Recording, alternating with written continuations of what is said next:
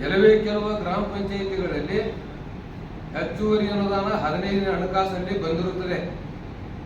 15ನೇ ಹಣಕಾಸಿನಲ್ಲಿ ಬಂದಿದ್ದು ಬಹುತೇಕ ಪಂಚಾಯಿತಿಗಳು ದುರುಪಯೋಗವನ್ನ ತಾಲೂಕಿನಾದ್ಯಂತ ಮಾಡ್ಲಿಕ್ಕತ್ತಾವ. ಅದು ಕಾರ್ಯನಿರ್ವಹಣಾಧಿಕಾರಿಗಳು ನೀನು ಬ್ರಹ್ಮಾಂಡ ಭ್ರಷ್ಟಾಚಾರದ ಭಾಗಿಯಿದೆ, ನೀನು ಇಲ್ಲಿಂದ ವಜಾ ಆಗಬೇಕು, ನಿನ್ನೂ ಸಸ್ಪೆಂಡ್ ಮಾಡಬೇಕು ನಮ್ಮ ಆಗ್ರಹಪಡಿಸಿದ್ನ. ಒಬ್ಬ ಜಿಲ್ಲಾಧಿಕಾರಿಗಳು DS1 ಕಳಿಸ್ತಾರ, ಕಾರ್ಯನಿರ್ವಾಹಕ ಅಧಿಕಾರಿಗಳು ತಡೆದಿರ್ತಾರೆ. DS1 ಸಾಹೇಬ್ ಬಂದು ಏನಂತ ಕೇಳಿದಾಗ, ನೀವು ಪ್ರಗತಿ ಪರಿಶೀಲನಾ ಸಭಾ ಯಾವ ಉದ್ದೇಶಕ್ಕೆ ಮಾಡ್ತೀರಿ?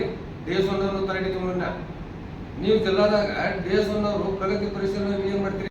ಮಾನ್ಯ CEO ಸಾಹೇಬರಿಗೂ ಅವ್ರ ಗಮನಕ್ಕೂ ಸಲ್ಲಿಸಿ ಇವತ್ತು ನಾವು ಪತ್ರಿಕಾ ಭವನಕ್ಕೆ ಬಂದ ಹೇಳಿಕೆ ಕೊಡುವಂತ ಸಂದರ್ಭ ಐತೆ.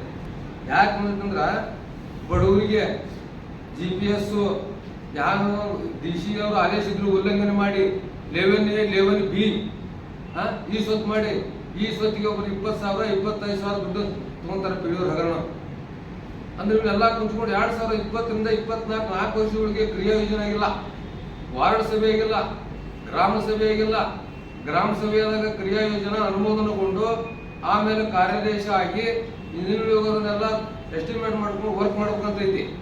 ಅವ್ರಿಗೆಲ್ಲ ಗಾಳಿ ತುರೇರಿ, ಆಮೇಲೆ CC ಮೇಲೆ CC ರಸ್ತೆ ಹಾಕ್ಯಾರಿ, ಆಮೇಲೆ ನಿಮ್ಗೆಲ್ಲ ಫೋಟೋ ಕೊಟ್ಟೀನಿ.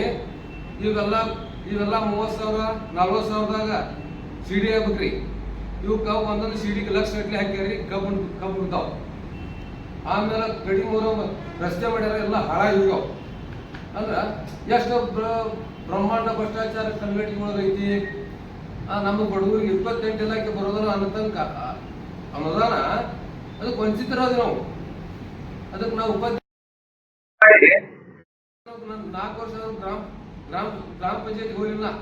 ಯಾಕೆ ಹೋಗಿಲ್ಲ ಅಂದ್ರೆ ಸಣ್ಣ ಹೋಗ್ಬಾರ್ದು, ಎಲ್ಲರೂ ನಮ್ಮ ಮೆಂಬರ್ ಇರ್ತಾರ ಅಂತ ಹೇಳಿ ಆ ವಿಡಿಯೋ ಏನ್ ಮಾಡಿದಂದ್ರ ಅವ ಕಸ್ತೂರವ್ವ ಬಡಿಗೇರ್ ಅಂತ ಹೇಳಿ ಅಧ್ಯಕ್ಷಕ್ಕೆ, ಆಮೇಲೆ ಬಸವಂತಪ್ಪ ಬೋಧಪ್ಪ ಅಂತ ಗ್ರಾಮ ಪಂಚಾಯತಿ ಅಧ್ಯಕ್ಷರು ಇಬ್ಬರಾದ್ರು.